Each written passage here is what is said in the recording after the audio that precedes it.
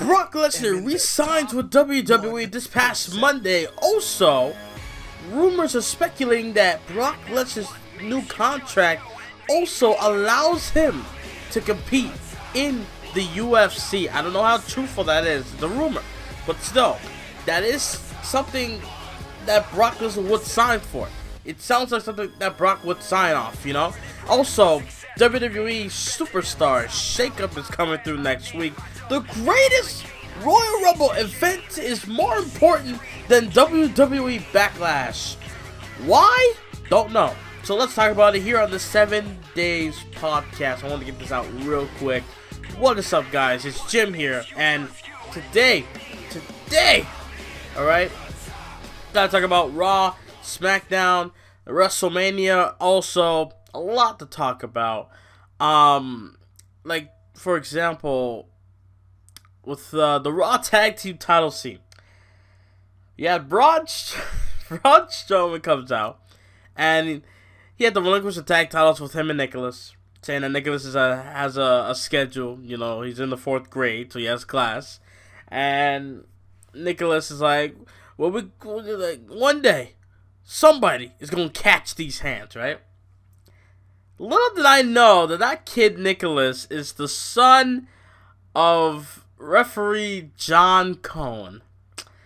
When I heard that, I'm like, okay, that makes sense. Because, like, why would they just take a random kid in the crowd in front of 70,000 plus, and you did that? You just take a kid and you're like, let's win some tag team titles.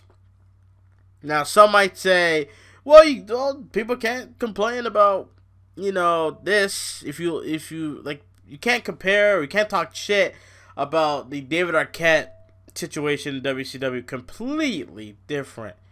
Not completely different. It's just the circumstances are different. You know what I mean? Like, well, WCW was a train wreck. That's number one. Number two, David Arquette, I believe he pinned Eric Bischoff to win the championship. At least Braun, he pinned Cesaro or Sheamus to win the tag team titles. But David Arquette, he pinned Eric Bischoff to win the WCW title. And he had DDP standing there all happy and shit, happy that David Arquette won the world title. You know what I mean? So, I don't know. But it's so funny how Nicholas was so over. The dude was over than a lot of people on the roster, dude. It's funny. It's amazing that they just took a kid and they made him over like that. They should make some merch off of that. Make some Nicholas merch. That would sell. That would sell. Trust me. WWE and John Cole should be like, you know what, Nicholas, you're gonna get your own merchandise today. You know what I mean? I knew it wouldn't last long that they would have to relinquish the tag titles because, you know what I mean? I mean, yeah, WWE did waste Strowman, but then again, I mean, I just don't. It didn't really matter in the end of the day. It's like Strowman did a funny thing, whatever. He's going to be in a serious role, I would say, about a couple weeks from now.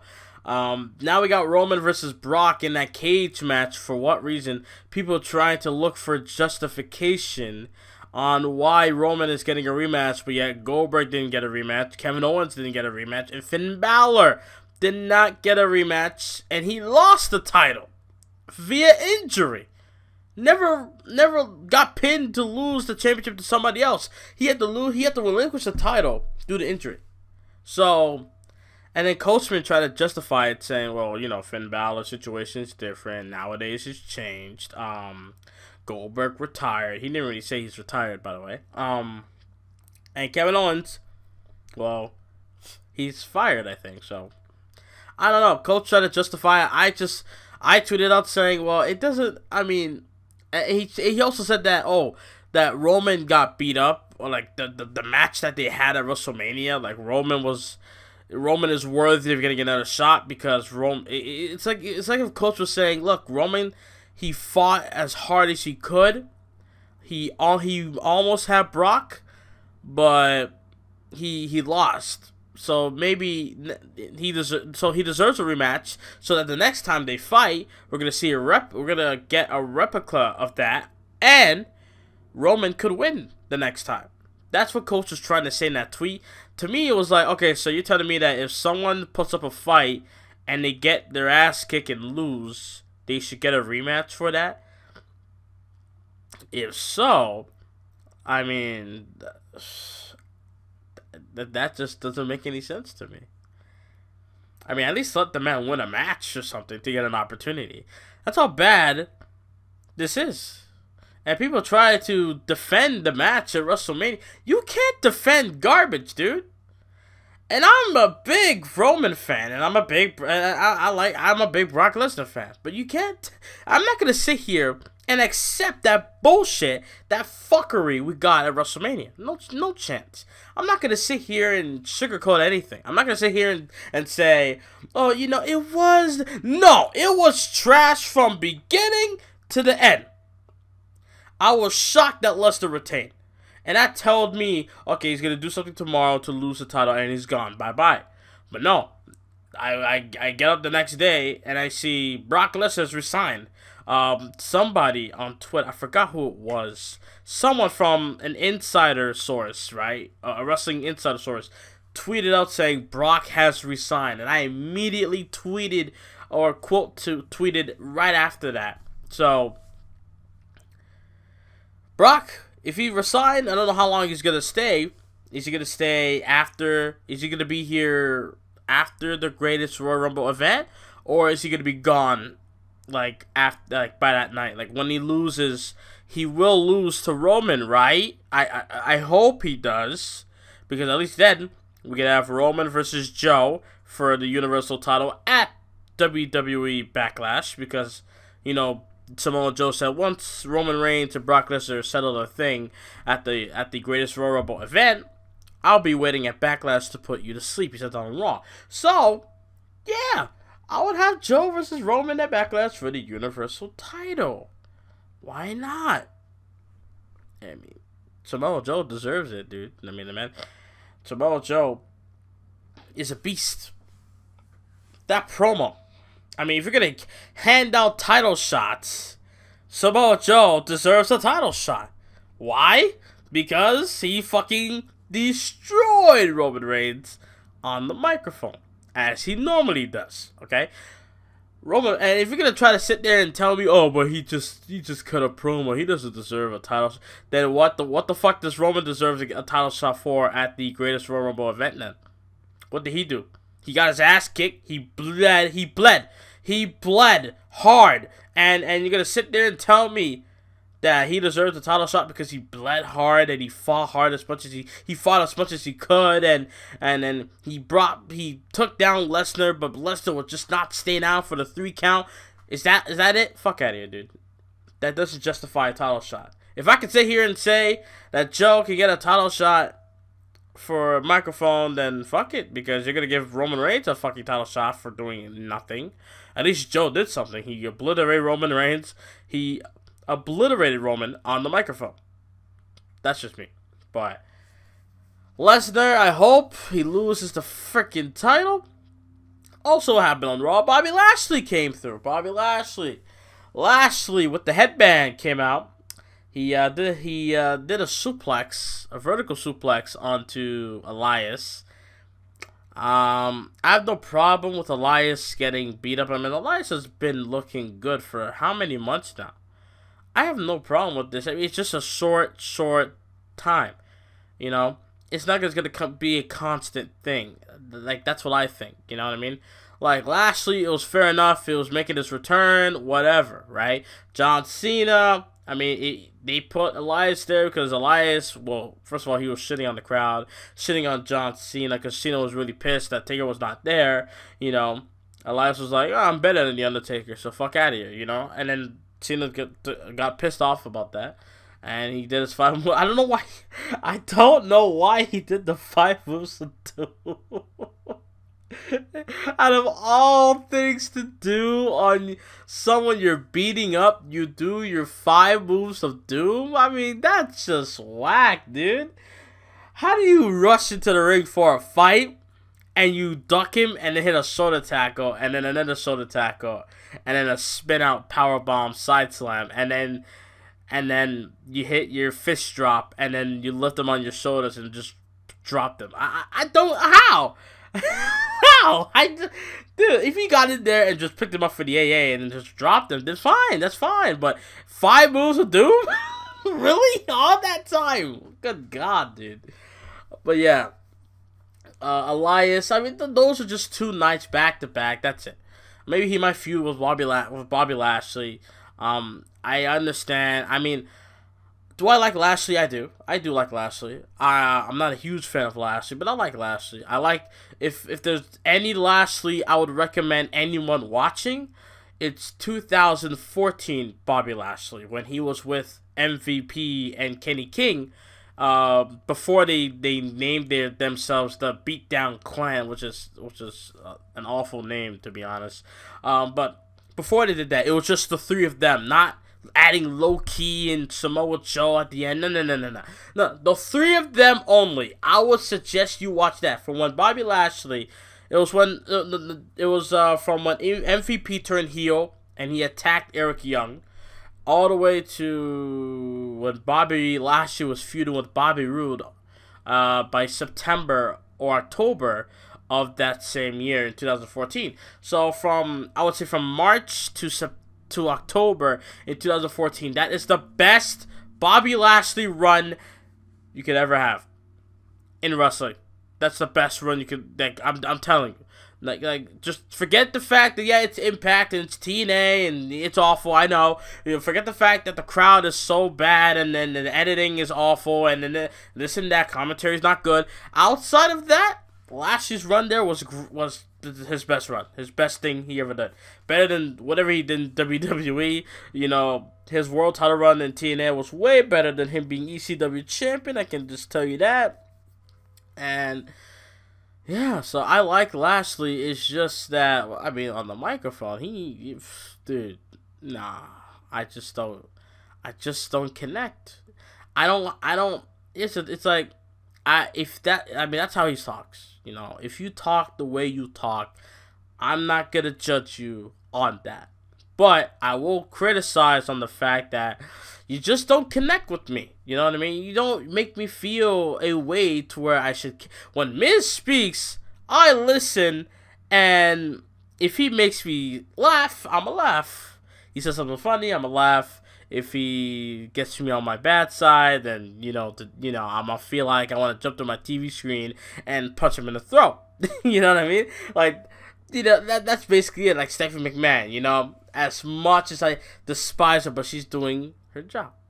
You know, she makes me connect. Like, she gets my attention. That's what I'm trying to say. Lashley, he could just go on and on. I won't really pay attention as much. You know what I mean? Well, Stephanie McMahon will come out and she'll talk and talk like she done on Raw. She came out. I'm like, oh yeah, I got what I wanted. Seeing Stephanie arm in a sling, and then she started to talk, and I'm regretting everything I just said earlier about asking Stephanie to come out with a sling. I regret it. I regret it immediately. Okay. Came out talking, trying to give herself props, like how I did what I could against Ronda Rousey. I'm not trying to hear all that. I don't care that you try to give yourself props. I don't need to give you props, okay? You got your ass beat. Deservedly so, alright? I'm not trying to hear that, Steph. And then what Ronda Rousey do? She did she felt how I felt. I don't believe whatever you're saying. Okay, Steph? What's coming out of your mouth is fuckery. I don't believe it. And she hit her in the armbar and did damage again. So let's hope we don't see Stephanie. We don't hear her theme song. We don't see her graphics. We don't see her, period. On Monday Night Raw for... Let's see. Last year she didn't show up off of a table bump through a table. She went through a table last year because of Rollins, Super King, and Triple H bumping into his wife, right? She was gone from April to, I think it was October, when the Under Siege thing happened, right? So, she should be gone forever. But I think she'll be back by Survivor Series time because, you know, Shane's gonna get involved there, so obviously she's gonna get involved there. So we'll see what happens. What else happened on Raw? Ember Moon made her debut. That was nice. Nia Jax got a great reaction. You know, she's like, "Shut up, Alexa." Dude, I can't stand when Alexa Bliss speaks. I can't. When she speaks, I fucking get triggered real easy. Like the way how she's talking and her and the bass in her voice, and she's coming out talking like this, and it's like she smoked the rudest and the nicest blunt before she came out. That's what that sounded like to me. She came out, she's talking slow and just not getting her point across. You're calling Nia Jax a bully, yet you're calling her fat. I mean,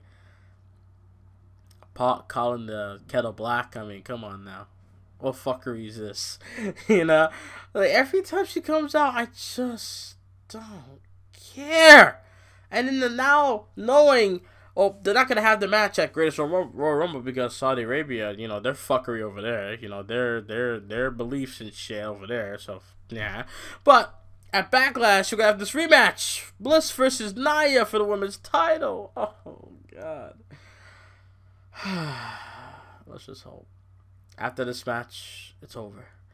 Alexa Bliss can eat a dick. She can shut up. I want to see her. I'm done. Feud with somebody else. I don't care. And Mickie James, for fuck's sake, dude. I just, like last year, I was behind both of them. And now this year, I wish I could just put gum in their hair, and the rest will be history. That's how I feel. I want to put gum in their hair, like I just chewed like 2 packs of gum, right? And I put it in both of their hairs. Yeah, and then cut it. Yeah, the Mikey episode. Remember that? Remember I mentioned that last week? Yeah, did that. That's how I feel with Bliss and Mickie James right now. That's how I feel. Okay. Superstar shakeup. Okay. Superstar shakeup. Before I mention the superstar shakeup, right? Raw. Okay. Whatever. SmackDown. Daniel Bryan versus AJ Styles. Now, this is something I would do in Universe mode. So I would do it on pay-per-view. Honestly, I think I would. If not, I'll just do it on Raw or SmackDown. But I would do it with high stakes, like, oh, winner gets to face this for the championship. Winner gets to qualify for this. You know what I mean? Something like that. But they just did it because, fuck it. You know, it's the reset button. They hit the reset button for the year. So, they started off with a bang. Daniel Bryan is now a full-time competitor, wrestling on SmackDown for the first time since 2015, where he won a tag match with him and Cena. It's so funny. 2015 was a weird year for championships. The new guys were the champions, and like Rollins and Roman, and you know what I mean. Like they were champ, and Sheamus a little bit too, right? But in the mid card, we got Daniel Bryan, Intercontinental Champion, John Cena, United. Dude, 2015 for champions was a good year. And the New Day were dominating too by April of 2015. And well, yeah, Nikki Bella, Divas Champion. That was like a big downfall. But hey, everything else was fine. So 2015 was a good year for world title and mid card titles. And tag titles as well. So that's what I think. But Daniel Bryan facing the WWE champion, dude. AJ Styles. And Nakamura getting involved at the end and ending the match in disqualification, hitting a Kinshasa to the back of the skull of Daniel Bryan, which that kind of scared me a little bit, I'm not gonna lie. And then what's with Nakamura hitting a low blow on AJ Styles? And he does it so dramatic. He's getting it in there deep. Like he's trying to get that uppercut to the nuts deep. Like it's funny. It's like he's doing as hard as he can with that low blow.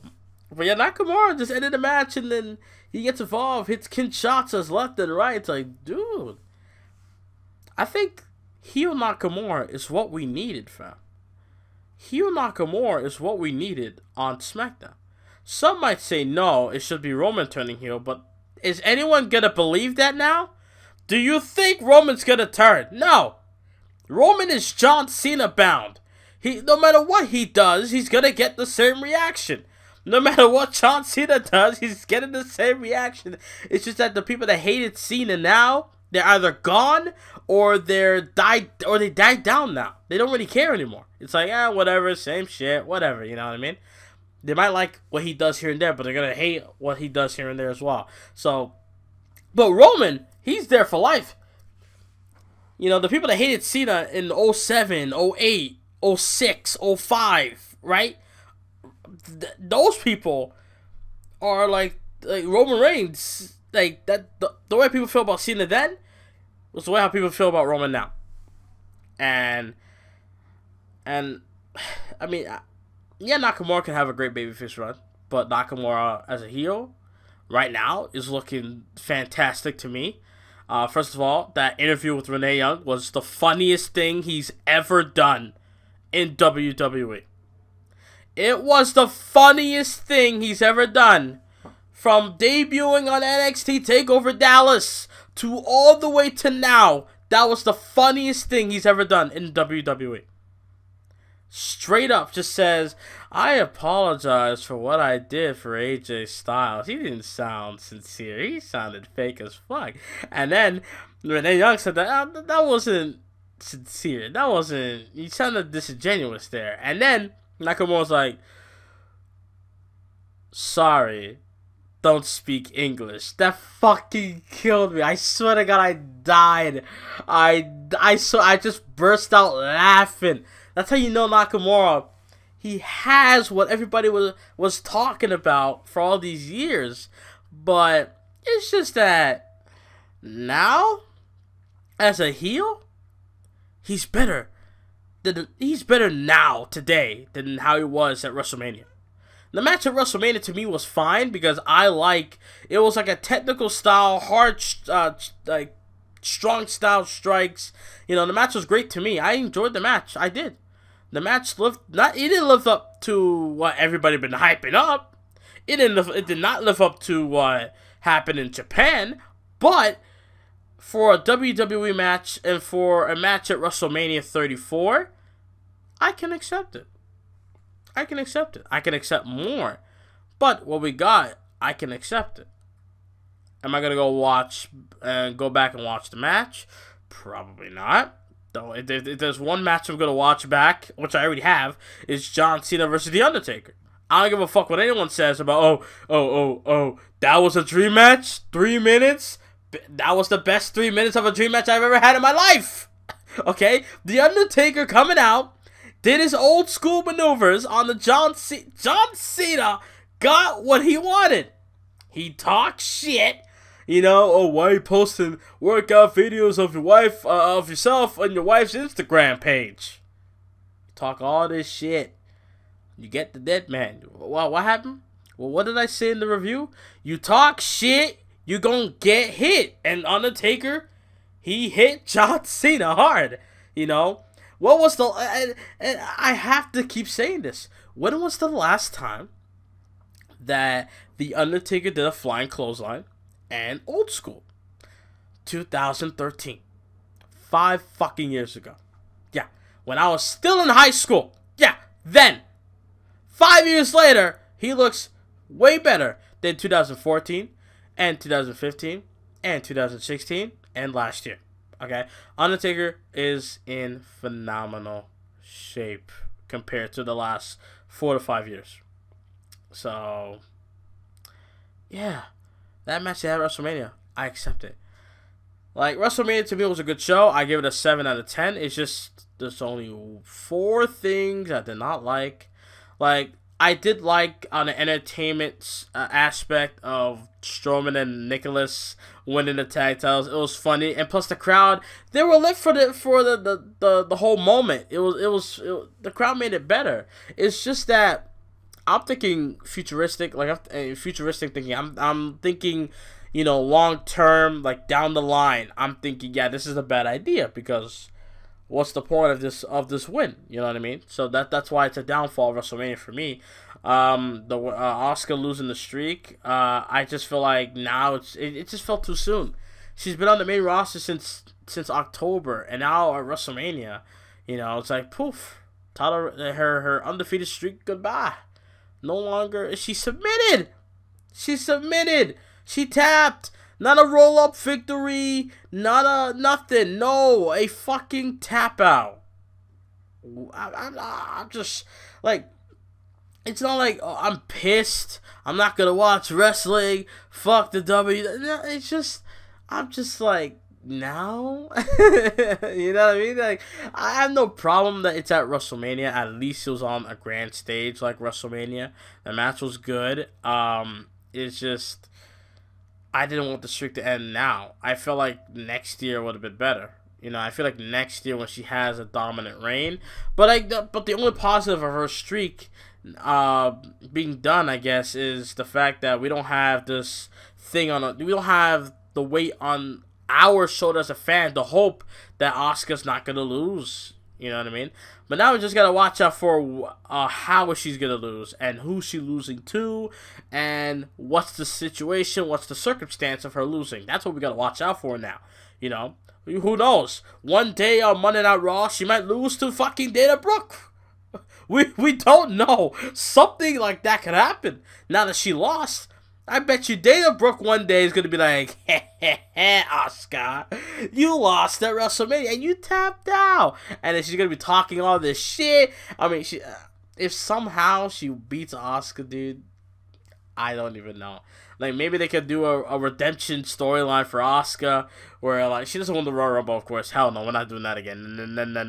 Nah.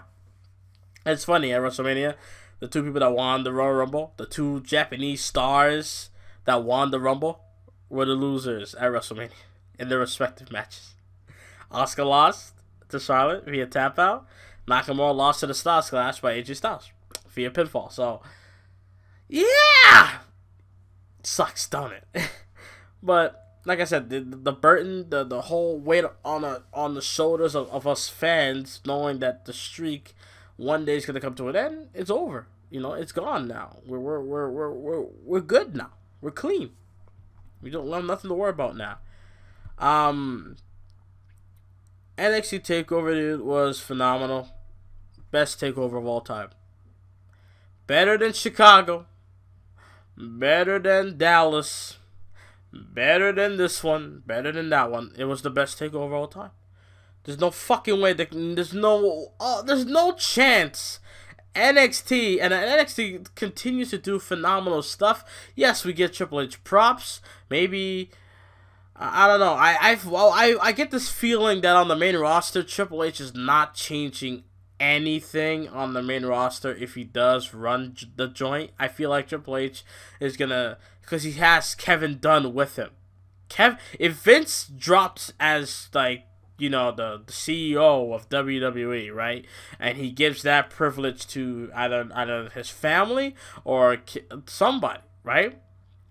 You do know Kevin Dunn is still there. I mean, yeah, they could change shit, but I'm sure Kevin Dunn is gonna be there and be all like, no, this is what should happen, this is what should happen, this and that, and they're probably gonna go. They're probably gonna agree with Kevin Dunn because they know they can't lose Kevin Dunn because Kevin Dunn, I don't know, maybe he's too good at his job that they can't lose him, I guess. I don't know, you know, but all I can say is, I feel like when Triple H, if Triple H is the one to run things on the main roster, which I don't know right now because it could be Shane, it could be Steph, we don't know. But if somehow Triple H is the one that runs Raw or SmackDown or both, right? I do feel like Triple H might not change anything. That all this, the weird booking that we have, I mean, maybe the booking might be different, but the way how the company goes about things nowadays, I feel like that's not changing at all. You know what I mean? So, I don't know. But yeah, NXT Takeover was phenomenal. I don't know how Triple H and NXT, the whole NXT crew, is gonna top NXT Takeover New Orleans. I don't know how. I always feel like the takeovers at WrestleMania are underwhelming. Like, they're not bad. It's not like when you think of the other takeovers, you kind of be like, yeah, it's not really as good as that one though. You know what I mean? But this takeover, I question, because people say that Takeover Brooklyn is WrestleMania for NXT, right? How is that gonna top New Orleans? How is Takeover 4 Quattro how is that gonna top NXT Takeover New Orleans? How is Chicago 2 gonna surpass NXT Takeover Lawrence? How is NXT Takeover Chicago 2 gonna surpass New Orleans? How? We don't know. Maybe Gargano and Ciampa will go at it again, but like for a championship or an opportunity at the title, who knows?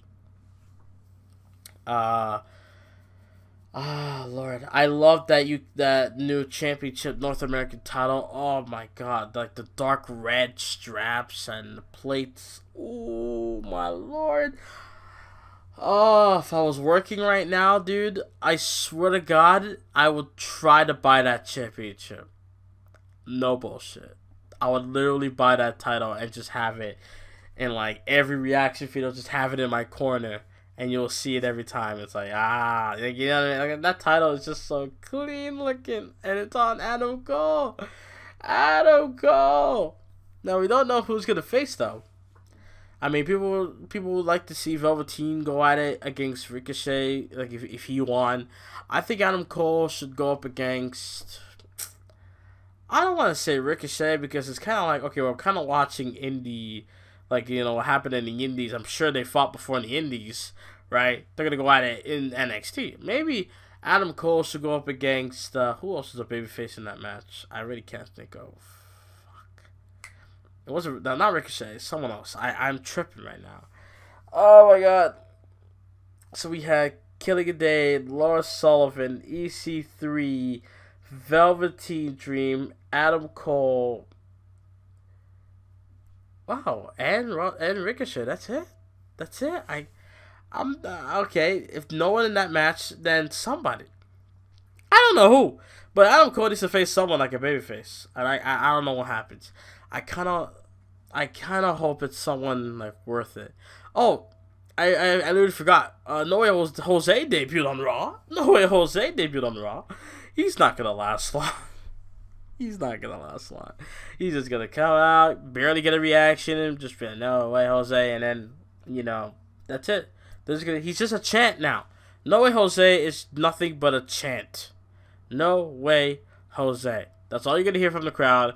They're not gonna cheer him exactly. They're just gonna chant "No Way Jose," and that's it. Billy Kay and Peyton Royce debuted on SmackDown. Finally, and I actually thought about the SmackDown Women's roster. I'm like, who the fuck is there? We got Becky, Naomi, Charlotte, Ruby, Liv Morgan, Sarah Logan, Tamina's hurt, Lana's not wrestling anymore. Who else is there? Carmella, Natty. That's it. And now we have two beautiful women. And Billy Kay and Peyton Royce. Thank God. Thank God. And then, what happens? Carmella cashed in. Yes. Oh my God, I've been wanting that title reign to come to an end. Look, I'm not saying Charlotte was a bad champ. I'm just saying, with me, if there's someone, if I get tired of someone being a champion, yeah, I'm gonna say, yeah, it's time for you to lose, and whoever beats you, I'm gonna get excited for it, right? Carmella was the person. Mike Chioda.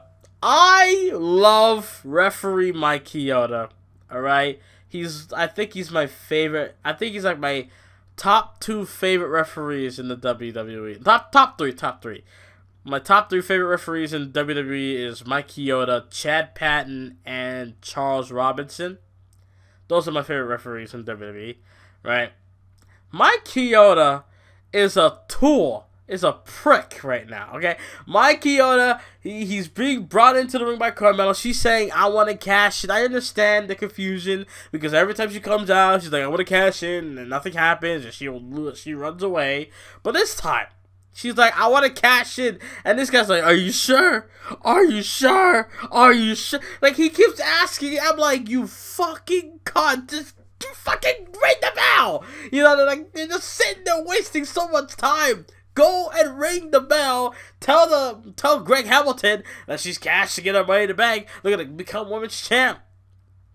Oh my god. But yeah, cashed in, kick to the skull. 1, 2, 3. Carmella is champion. Now, what does this mean? Now, yes, people brought to my attention that, you know, shit, this could have happened at WrestleMania. Asuka's streak could have been intact, and Carmella could have pinned Charlotte. Could have pulled a Seth Rollins. But I felt like if she did that, it wouldn't be as genuine. It wouldn't be as memorable to me. I mean, it would be memorable. It just won't feel like... It won't be as special as Rollins did. When Rollins did it, I called it, by the way. When Rollins did it, though, it was like, oh my god, this never happened before. But Carmella does it, it's like, well, it's done before, but I guess for a woman, never done. But yeah, like you're putting an asterisk to it. You're not really saying much about it. You know what I mean? But then again, I understand that yeah, she should have done that at WrestleMania to where the streak would have been intact. Charlotte could have lost the title, but yeah, like I would accept that better. But shit happens, so now we got Carmella as champion. So I'm gonna accept that too. So we'll see.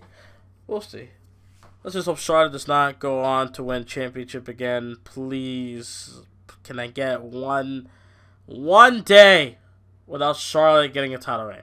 Like, yes, when she came to SmackDown, I'm like, oh yeah, ready for the Queen to get a title shot. Her versus Naomi. And then we had that stupid welcoming committee. And then we had the Riot Squad. And then this one, now one getting involved. So, we'll see. We're going to have Carmella and Charlotte go at it. I mean, Carmella's great on the microphone. She can be, at least. I remember her promos when she won the briefcase. Yeah, she's the first woman to only win 2 Money in the Bank ladder matches. I mean, that has an asterisk to it, no doubt about it. But it did happen. There was 2 Money in the Bank women's matches, and she won both. So suck a dick. So yeah, that's pretty much it with that. Now, before I leave, let's talk about the Superstar Shakeup. Last year, they came out. Dean Ambrose, Miz, and Maurice, who were dressed as John Cena and Nikki Bella, they're doing this skit, right? They came out to start off Raw last year. And then we had Apollo Crews and Kalisto to follow them. I believe at that Slater and Rhino got traded as well. Those were the couple of people I remember got traded from SmackDown to Raw.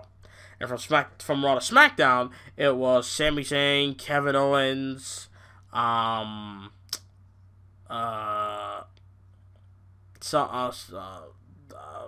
else. I'm forgetting. But yeah, there's like some people that came through, right? This year, how should they go about it? I do not know. I mean, I kind of like the idea of like, who's coming out next? And then they just come out. It's like, oh shit!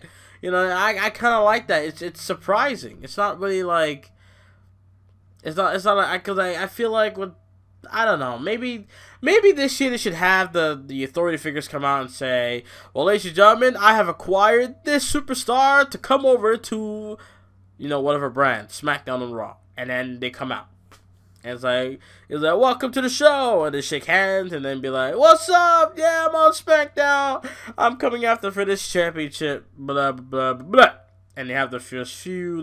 You know what I mean? Like maybe they should have the authority figures come out and just announce that, hey, I have acquired this superstar from the shakeup, and then boom, they can do that. I don't want to see a draft because they have to call it a draft. They can't do a draft like, and they call it a shakeup. When you think of shakeup, I think of like trades. That's what I think. I don't really think of what like draft. I don't know. I'm not thinking right. But overall, dude. Okay. Who should go from one brand to the other? I'm not gonna tell you that now, but I will tell you if you made it this far in this video. I will tell you that I will make a video, like my top 10 picks, 5 for both brands. Who will go from what brand to the other? Like I will tell you in a separate video. I think by the end of this week, maybe Sunday. No, Sunday. That's Fastlane. Sunday's Fastlane. I forgot to tell you that. Yeah. Fastlane pay-per-view coming out this. Maybe Saturday. Saturday, 2 days from now.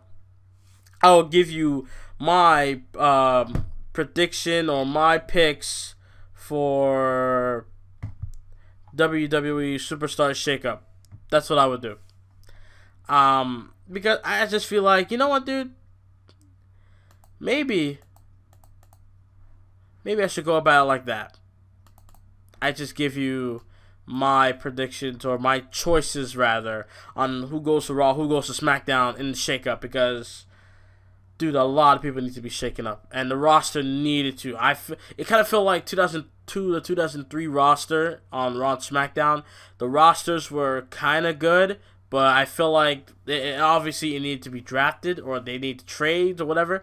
So, like, who are my main people I would bring now that with the storyline of AJ Styles and Nakamura and Daniel Bryan? If I'll tell you this right now, Daniel Bryan has to stay on SmackDown. I swear to God, they're making a big mistake if they bring Bryan over to Raw. Because first of all, Roman Reigns is the top guy on Raw, like him or not. Okay, he is. When you think of Raw, you think of the big dog. Okay, if Daniel Bryan goes there, yeah, you're gonna be thinking of Daniel Bryan, but you still have Roman Reigns in the way, and they're gonna use Roman Reigns they're gonna use Daniel Bryan to get Roman over as much as they could. You know what I mean? So it's better.